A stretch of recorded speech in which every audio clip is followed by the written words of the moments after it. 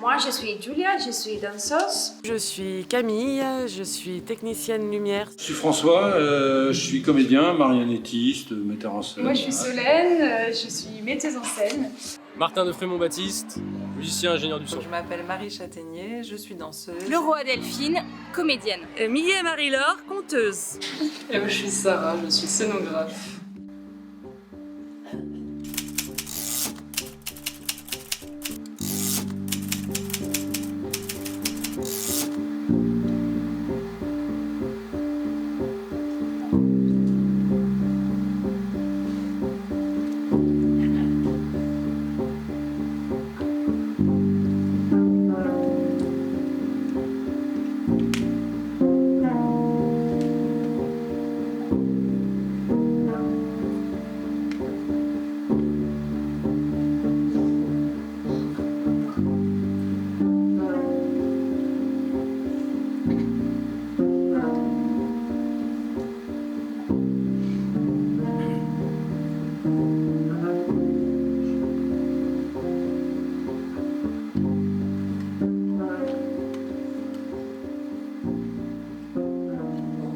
Ce qui était pour moi très chouette aussi, c'est de voir que si j'étais allée seule au conseil départemental, j'aurais eu 0 € avec mon argumentaire.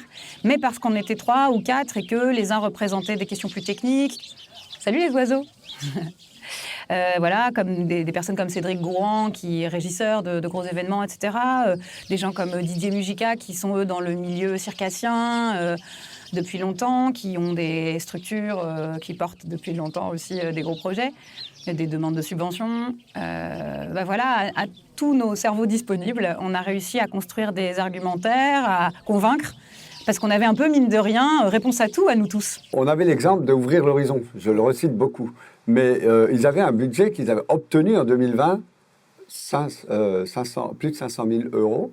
Et pour nous, l'idée était d'atteindre déjà au moins ça. Pourquoi pas plus ? Parce qu'avec leur expérience qui nous servait d'appui, appui solide, puisqu'eux, ils sont partis de rien et ils ont obtenu ça. Nous, avec l'appui de leur expérience hyper positive, et les exemples des communes qui ont réagi et tout, on pouvait aller voir les subventionnaires, régions, départements, tout ça, en leur disant, voyez ce qui s'est fait quand même, on doit pouvoir être à la hauteur en 37. Et en 37 et en région centre, plus largement. Et c'est trouvé que ce jour-là, que mon président, Jean-Gérard Pommier, nous a rendu visite à Montbazon. Donc on a discuté ensemble et je lui ai dit, écoute Jean-Gérard, viens donc, Nancy a un projet qui me paraît intéressant sur la culture par rapport à tout ce qui se passe. Donc Nancy lui a présenté le projet. Et voilà, ceux qui connaissent Jean-Gérard Pommier connaissent sa vivacité d'esprit et puis surtout son goût à la culture. Il a dit, mais voilà, c'est super, on va aussi accompagner au niveau du conseil départemental. J'étais très fière puisqu'on a fait partie des 2 premières collectivités. Donc, à vous suivre, et je pense que ça a fait aussi un effet boule de neige. Donc voilà, on est très fiers de ça, en tout cas à Montbazon. Après, ce que je vois, c'est que ça avait l'air quand même assez complexe, que ça demandait beaucoup d'énergie à des personnes qui, elles aussi, ont repris leur activité au même moment.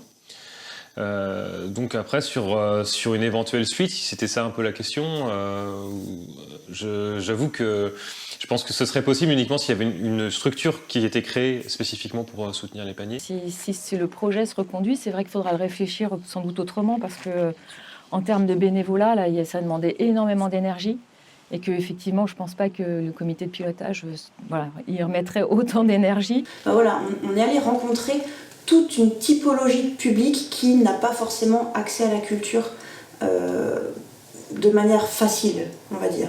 Et c'est peut-être là qu'on peut interroger les pouvoirs publics et leur volonté de continuer quelque chose.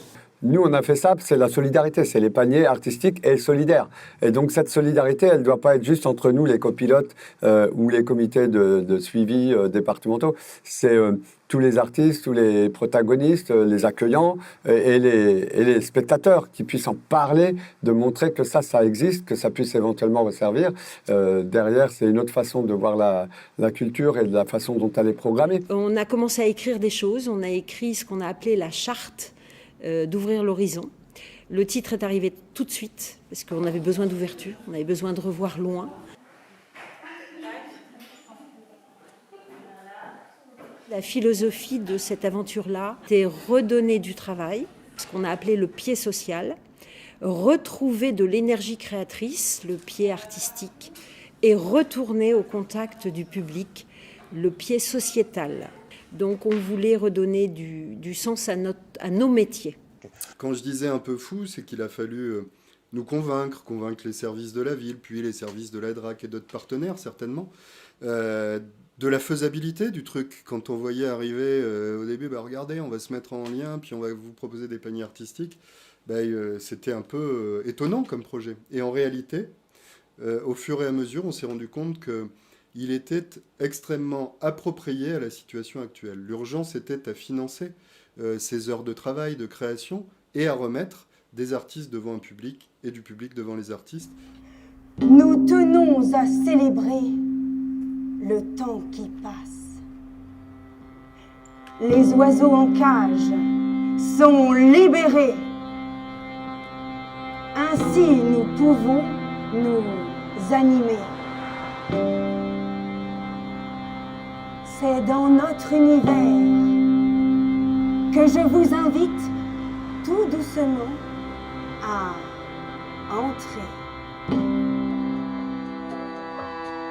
C'est pas l'avenir de notre métier, ça. C'est pas l'avenir du spectacle. C'est une possibilité en plus par rapport à des spectacles qui se jouent en salle, par rapport à des spectacles qui se jouent dans la rue, beaucoup plus construits, etc. Pour ouvrir l'horizon, pour l'équipe en tout cas, ce qui est sûr, c'est que ça a créé une dynamique, ça a créé un contexte de réflexion collective, une manière de travailler qu'on n'avait jamais connue.